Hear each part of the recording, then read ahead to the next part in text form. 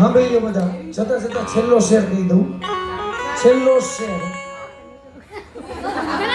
જવાની આ જવાની આ બધી જવાનીઓ છે. યુવાની કે જવાની જવાની જવાની જવાની જવાની જવાની અને પછી તમને એક લાત મારતી જવાની અને છેલ્લે શું કહેતી જવાની કે હવે હું પાછી નથી આવવાની. તો આ યુવાનીને શક્તિ બનાવો અને છપાઈ જાઓ. ઓકે, જય શ્રી કૃષ્ણ. નટુ બોલો.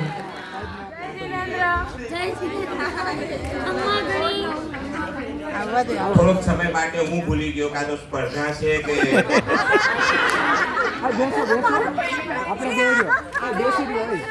કેતનભાઈ અને માનસીબેને એટલું સરસ માહોલ ઉભો કરી નાખ્યું.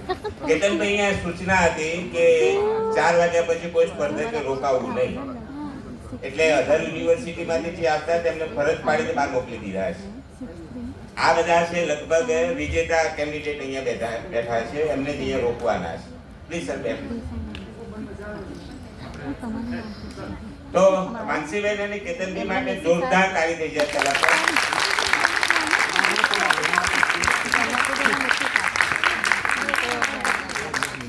માનસીબેન જોડે બહુ પરિચય નથી મને, આજે બહુ ગહન રીતે પરિચય થયો.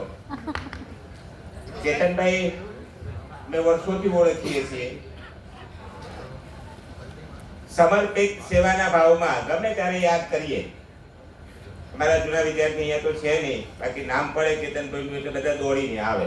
હા, કીધું છે મને કે કેતનભાઈ સાહેબ પ્રોગ્રામમાં આવવાના છે, સાહેબ અમને યાદ કરજો ને. તો આવા મહાન જે કલાકારો છે એ દિલ માટે નહીં, દિલ માટે આવે છે. નટુભાઈ પ્રત્યેનો એમનો કોઈ ભાવ હશે અથવા તો કોઈ ઋણ હશે એટલે આવે છે. નેશનલ ઇન્ટરનેશનલ લેવલે આટલા બધા પ્રોગ્રામો ઓર્ગેનાઇઝ કર્યા પછી આ સ્ટેજ નાનું પડે. એમ છતાં પણ નટુભાઈએ ફોન કર્યો છે ને, જવું પડશે. ફક્ત એક જ ફોનમાં કેતનભાઈએ કહ્યું કે નટુભાઈ ક્યારે આવવાનું, તે નહીં માનો.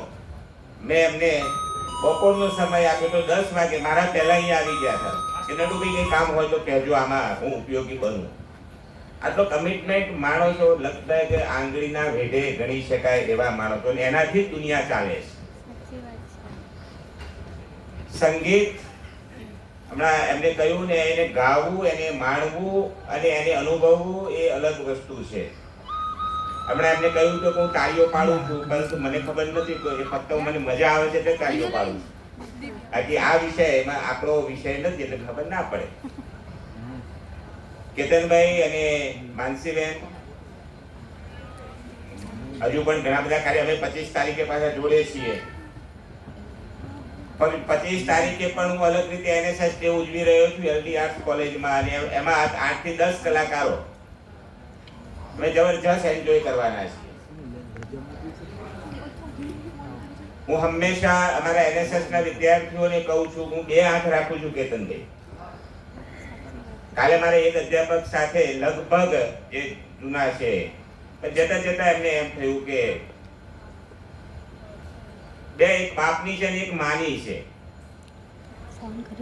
મને મારી લખવા નથી માંગતો, પણ બાપની આંખ રાખવી પડે. જો આ યુવાધનને જો બાપની આંખ ન હોય ને તો સાચવવું મુશ્કેલ પડે. અને માં મારે, માર ના ખાવા દે. માં પ્રેમ કરે.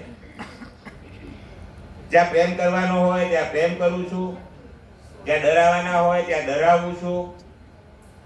અને માટે જ આખું ગુજરાત આજે નટુભાઈ નામ પડે એટલે દોડીને આવે છે.